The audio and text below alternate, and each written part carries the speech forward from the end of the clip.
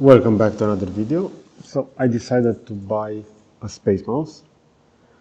Now let's take a look over here. This will be the trainer. If I will start the video. The key to all 3D connection navigation devices is the controller cap. We're gonna see that this trainer video has been created several years ago, as we can see within the Pressure interface sensing over here. technology allows the cap to be a virtual extension of you. Manipulate the cap. To buy this 3D space mouse, mainly because I use a lot of 3D computer-aided design software, and I want to be able to rotate the model a little bit easier without having to use the mouse, and also within the video screen. Now, let's take a look over here. Move the model up and down by moving the use controller this. head up and down.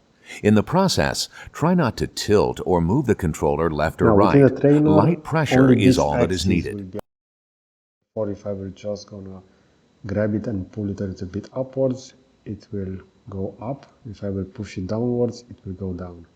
Because over here we only have this axis unlocked within the trainer, so keep that in mind. Move the model left and right by moving the controller head left or right. Keep the controller head parallel to your desk surface. You can easily move the model left and right by pushing the space mode like this. Zoom the model in and out by pushing the controller head away or pulling it back towards you. Try to keep the controller head parallel to your desk surface. Zooming out works really good.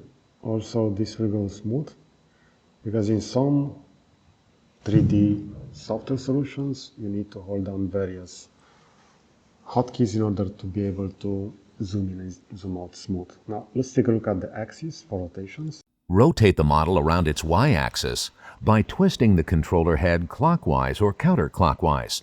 Try not to tilt or push the controller head as you do so. So this will be the spinning, as we can see the y-axis.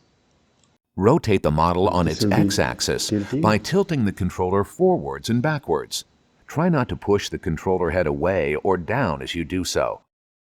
Here it works really good because the other axes are locked, since this is a trainer. Rotate the model on its z-axis by tilting the controller left or right. Try not to slide the controller head sideways or down as you do so. Okay, now let's take a look when we have all the axes. All 6 inputs have now been activated.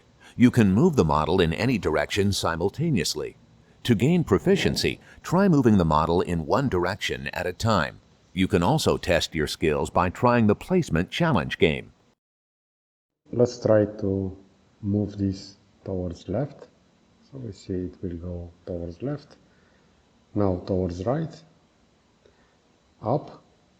And when I try to do that up movement, I added a little bit of rotation. Again, when I'm moving this downwards, I don't add that rotation, but as you can see, when I'm pulling the space mouse, I sometimes add a little bit of rotation. Now for zooming in and zooming out, I have noticed that I can push the mouse like this, but again this will add a lot of rotation, as we can see over here. So zooming in and zooming also out and in, but again I add a little bit of rotation over there. Now let's see the axis. This will be the X. As we can see, it will rotate around the X axis. Let me just slightly move this upwards. And now I also want to zoom in. And if I will rotate this on the y-axis, it should rotate like this. And it does rotate. Again, I feel like I'm adding also a little bit of movement. And now for the last axis, this will be for the roll. Let's take a look at rolling the teapot. And the model will roll like this. Okay. Now let's take a look at the game over here from the 3D connection trainer. So as you can see over here, we need to match that green teapot. I will click start. And for the first match, I only have to move this up and down. In this case, I need to move it upwards a little bit. So I will just slightly move it upwards. And now I see that I also need to zoom out a little bit to match that, and also maybe the rotation. Yeah. Now let's take a look at the following one.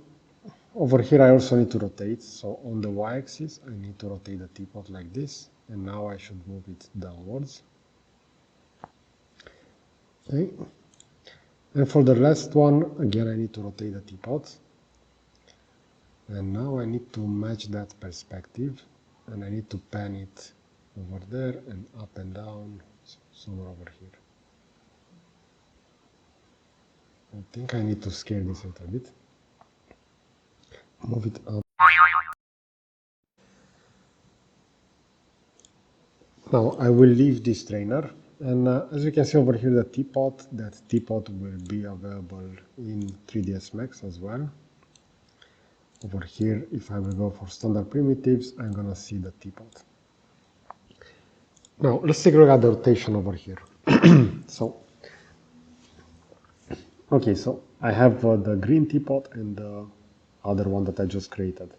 Now, with the green one selected, if I'm gonna pan this left, you're gonna see that this will actually do that panning. If I wanna zoom in and zoom out, I can easily do that. Again, I feel that I'm adding a little bit of rotation when I'm zooming in. That's something that I need to train. If I wanna move this up and down, that will work again pretty smooth. Now let's rotate this on the y-axis, so I will slowly twist this. We're going to see that the turning will be like this. So this is quite a smooth rotation over here. If I will select the other element and I'm going to rotate now, we're going to set the rotation pivot point in 3ds Max will still be that. So I press Z to zoom in onto the selected one. And we're going to see that the rotation pivot again will be somewhere over there within the center of the screen. I'm pretty sure that you can have that change, so it will always match the selected object. I saw that since this only has two buttons, if I will press this button, we're going to have some predefined primitives over here as well as snow. And over here onto the left side button, we have the possibility to fit to selected, which will do the same as pressing Z on the keyboard.